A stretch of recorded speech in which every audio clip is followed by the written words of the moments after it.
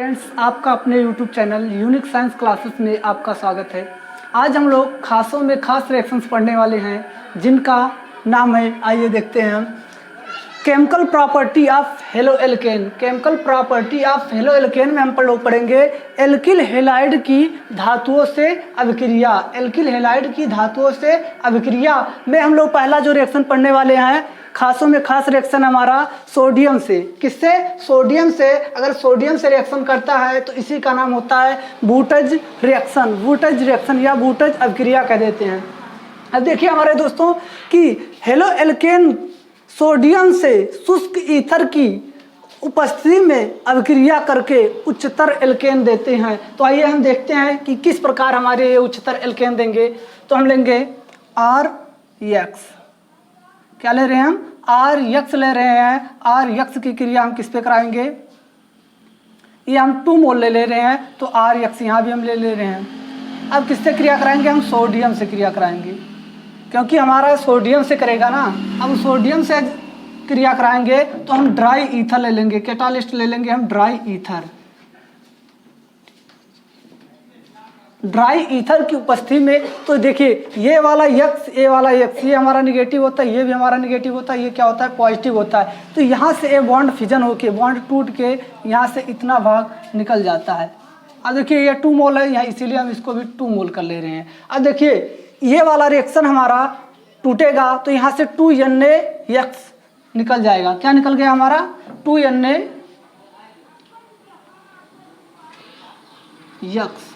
2NaX बाहर निकल गया और यहाँ से R बचा, तो इसी को हम लिखेंगे R बॉन्ड R।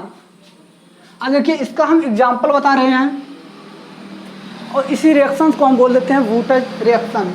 अब वुटज रिएक्शंस का हम एग्जाम्पल लिख रहे हैं। क्या ले रहे हैं हम इसमें? CH3 ले रहे हैं। क्या? CH3 2 मोल लेंगे, CH3Cl ले लेंगे। एल्किल हैलाइड की क्रिया हम किस पे करा रहे हैं? सोडियम पे करा रहे हैं। तो यहाँ हम 2Na भी ले रहे हैं इसी वक्त, 2Na। फिर हम क्या कर ले रहे हैं? CH3। यानी दोस्तों हमको भूलना नहीं है कि हमारा ये CH3Cl ही है। अब देखिए इसमें भी हम क्या ले लेंगे? Dry ether.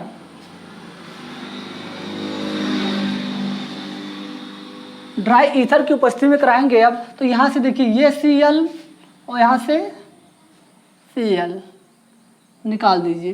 तो हमारा क्या निकल गया? 2NaCl। तो यानी हमारा 2NaCl निकल गया। क्या निकल गया हमारा? 2NaCl बाहर निकल गया। हमारा क्या बचा? CH3। तो इसी को हम लिखेंगे CH3 बॉन्ड CH3।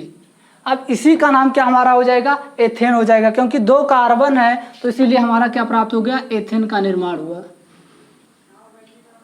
अब देखिए इस कार्बन में हमें 1 कार्बन लिए थे, अब इसमें 2 कार्बन मिल गए, एक के 2 कार्बन मिल गए ना, तो इसे हम कन्वर्जन रिएक्शन भी कहेंगे। आइए देखते हैं हम कि कैसे उच्चतर एल्केन हमारा प्राप्त होगा। तो आइए फिर इसमें क्या लेंगे? आप C2H5 ले रहे हैं। क्या? C2H5।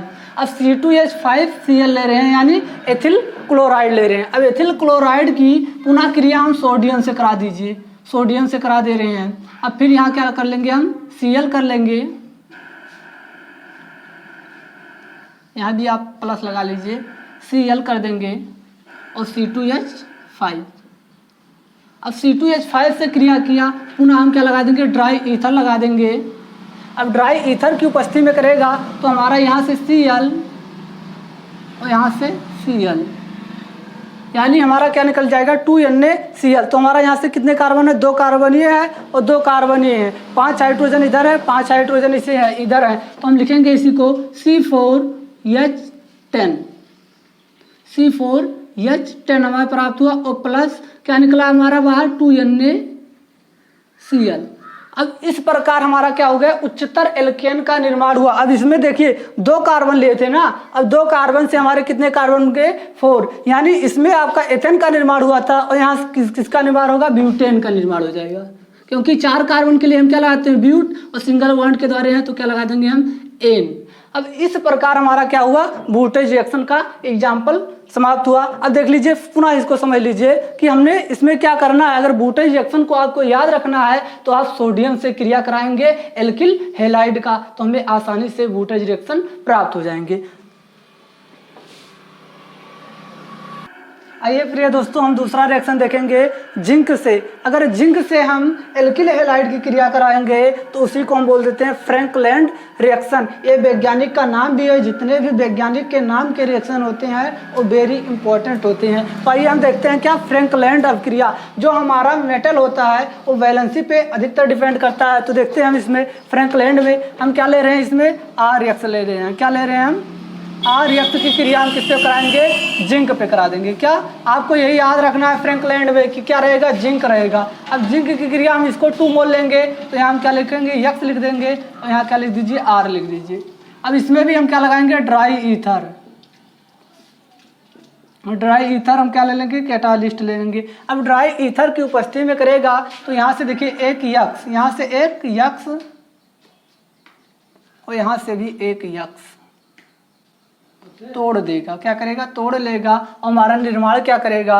अब देखिए यहाँ से आर और यहाँ से आर बचा है तो हम इसी को लिखेंगे R comma R bond R लिखेंगे। क्या लिखेंगे? आर बॉन्ड आर और प्लस ZN X2 का निर्माण होगा। यहाँ क्या होगा?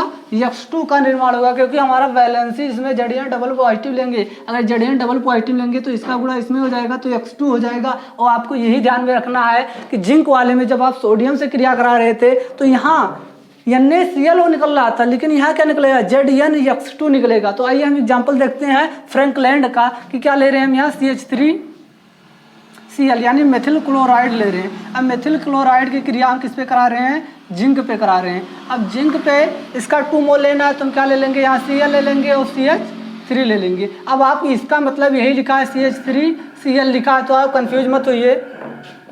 अब देखिए इसमें क्या लेंगे हम? ड्राई ईथर लेंगे। क्या लेंगे? Dry ether.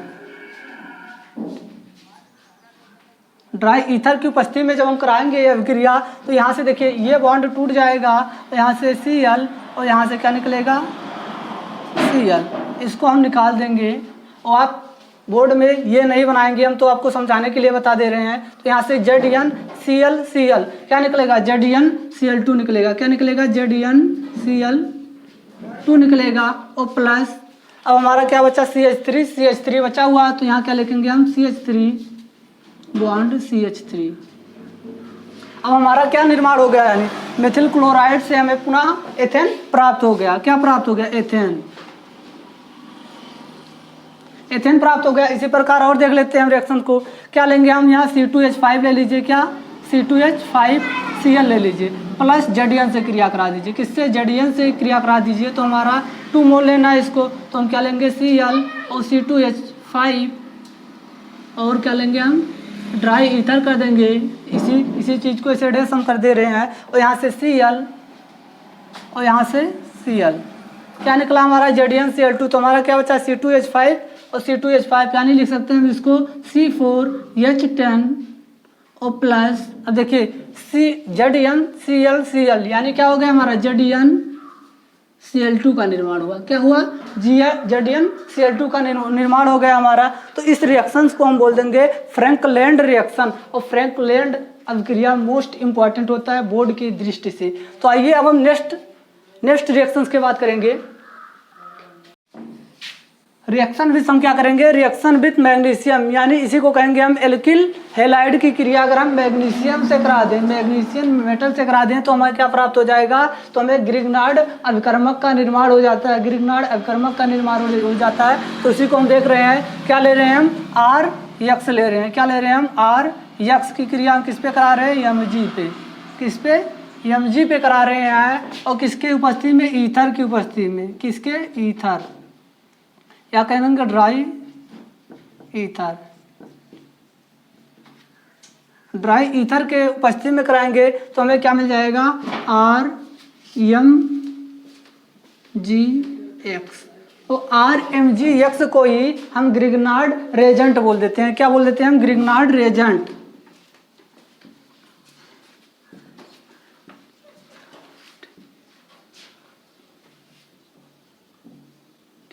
ग्रिग्नार्ड रेजेंट बोल देते हैं या इसी को बोल देते हैं हम आर्गेनो मेटेलिक कंपाउंड बोल देते हैं। अब इसका नाम क्या हो जाएगा?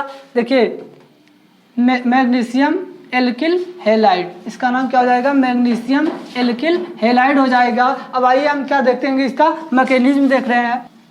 आइए हम एक एग्जांपल भी करके देख ले रहे हैं इसका कि क्या ले रहे हैं हम, CH3 ले रहे हैं और Cl ले रहे हैं या Br कर दे रहे हैं, हम Br ले रहे हैं। अब Br की क्रिया हम किस पे करा रहे हैं, मैग्नीशियम से करा रहे हैं। अब मैग्नीशियम से कराएंगे किसके, ड्राई ईथर की उपस्थिति में,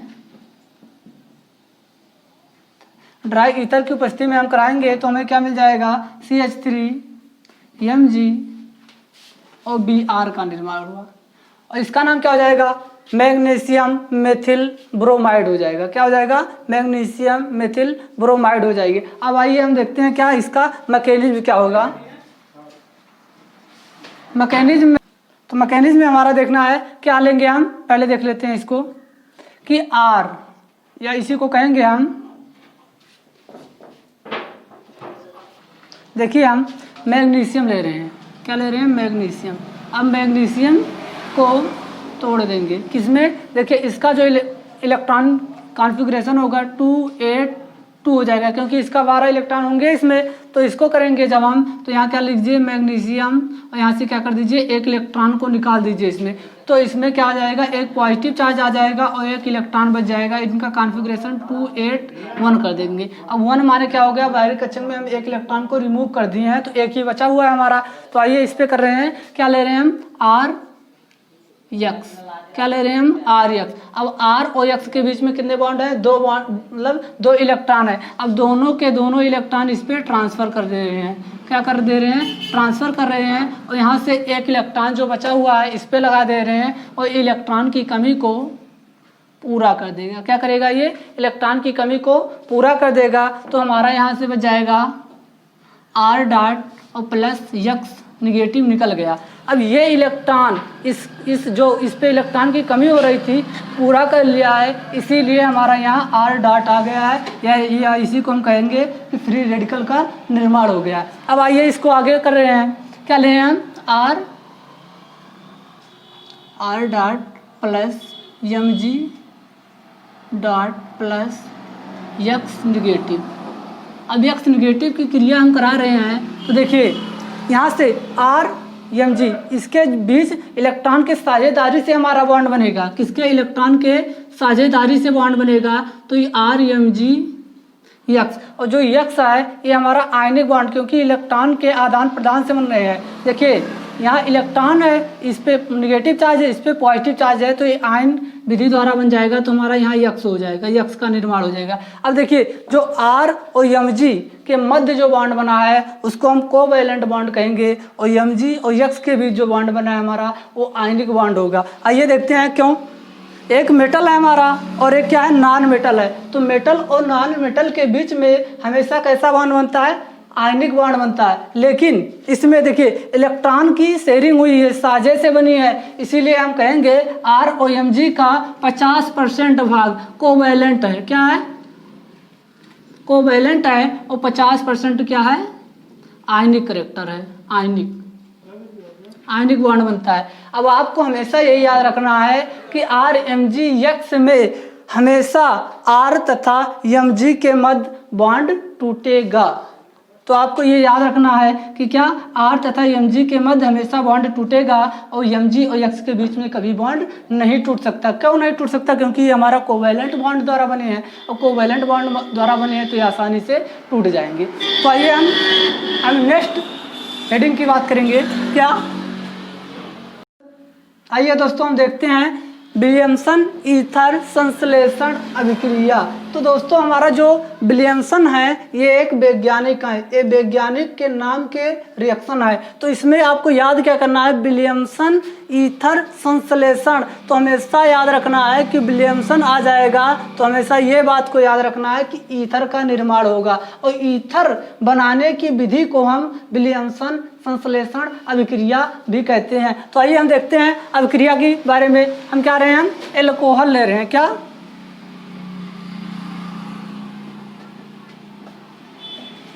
अब एल्कोहल की क्रिया हम किससे कराएंगे, हेलो एल्केन से।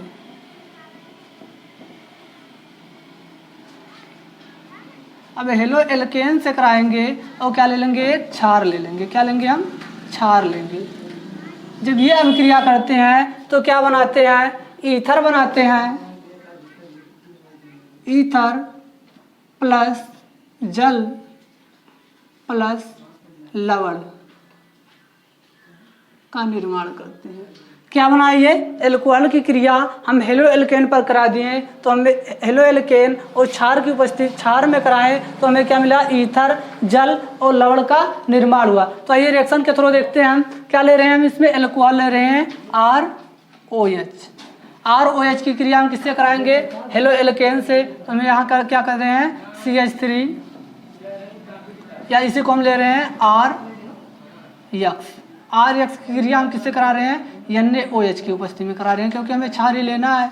NaOH की उपस्थिति में जब हम कराएंगे तो आप देखिए यहाँ से Na और यहाँ से X, क्योंकि Na हमारा पॉजिटिव होता है, OH निगेटिव होता है, X हमारा क्या होता है, निगेटिव होता है। तो यहाँ से Na और यहाँ से X निकाल दीजिए। क्या निकल गया हमारा NaX, और यहाँ से क्या निकालेंगे आप, यहाँ से H और यहाँ से OH। यहाँ से H निकालना है आपको, यहाँ से OH। तो पहले निकालते हैं, हमें क्या निकालेंगे हम, NaX निकला। देखिए NaX निकला, और दूसरा क्या निकलेगा, H और OH। तो यहाँ से क्या निकल गया, H, या इसी को हम लिखेंगे H2O प्लस H2O निकल गया। अब हमें क्या मिलेगा, यहाँ ईथर का निर्माण हुआ। तो R यहाँ से बचा है और O यहाँ से बचा है और R यहाँ से बचा है। तो इसी को हम लिखेंगे R bond O bond R। तो इसको हम क्या बन गया, हमारा ईथर बन गया। अब देखिए ROR को ही हम ईथर कह देते हैं, यानी अगर ऐसा स्ट्रक्चर मिल जाता है तो ये हमारा क्या हो जाता है, ईथर का निर्माण हो जाता है। तो अब हम इसकी और डिटेल से करेंगे तो हमारा क्या हो जाएगा यहाँ। अब देखिए हमारा यहाँ CH3, या इसी को हम लिखेंगे ROH। ROH की क्रिया से हम किसे कराएंगे, NaOH से करा दीजिए।